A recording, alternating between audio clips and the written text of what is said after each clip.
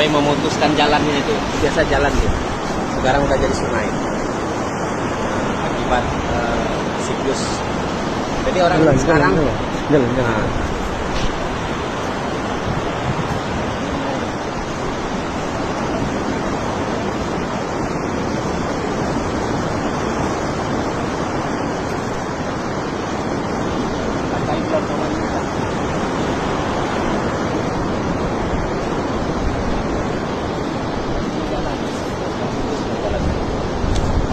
orang lewat.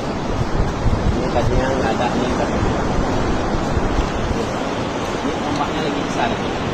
Dari sinilah airnya masuk ke sana.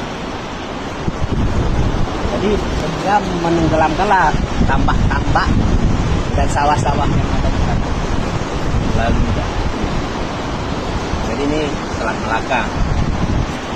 Orang sekarang belum berani sana karena ombaknya besar.